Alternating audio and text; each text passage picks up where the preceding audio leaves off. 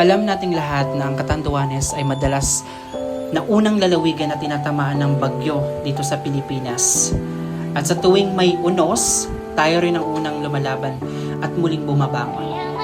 Isa sa mga naapektuhan ngayon ay ang ating Barangay Batohonan na bahagi ng bayan ng Viga, Catanduanes, Region 5, Bicol.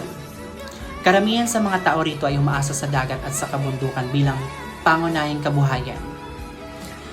Isang tahimik at maliit na komunidad, simple ngunit ngayon ay labis na nasalanta ng bagyong Uwan. Halos lahat ng bahay ay na-wash out ng dagat. Dahil sa Super Typhoon Uwan noong November 9, 2025, halos lahat ay naapektuhan. Marami ang nawala ng tahanan at kabuhayan at ngayon ay nagsisikap na muling bumangon. Bagamat nakatira na kami ngayon sa Barangay Begonia, ang Batohonan ay mananatiling tahanan sa aking puso. Sa kasalukuyan, naghihintay pa tayo ng komunikasyon mula sa mga barangay officials ng Batohonan upang maayos nating maisagawa ang ating fundraising para sa mga pamilyang nabiktima ng bagyo. Kapag handa na ang lahat, ipopost natin ang official GCash at bank account details kung saan maaaring ipadala ang iyong tulong pinansyal.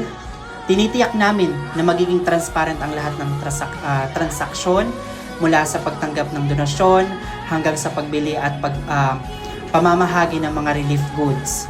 Walang pipiliing bahay sa Batohonan dahil lahat ay naapektuhan at lahat ay karapat-dapat makatanggap ng tulong.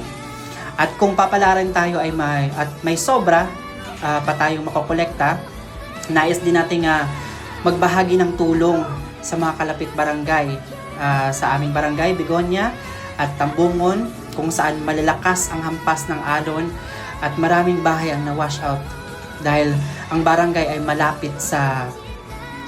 Tambungon ay malapit sa dagat. Sana naman magkaroon na ng seawall sa Tambungon para hindi ganun yung epekto ng bagyo. At sa ating mga kabataan, kababayan, ito ang panahon para gamitin natin ang social media. Hindi lang para sa libangan, kundi para sa pagtulong. Maliit man o malaki ang may bibigay mo, kapag pinagsama-sama, malaking tulong ito sa mga pamilyang nawala ng tirahan. Ang pinakamahalaga, buhay pa rin tayo, manatili tayong nagdadasal, mag-ingat at magtulungan. Sama-sama tayong babangon. Maraming salamat po.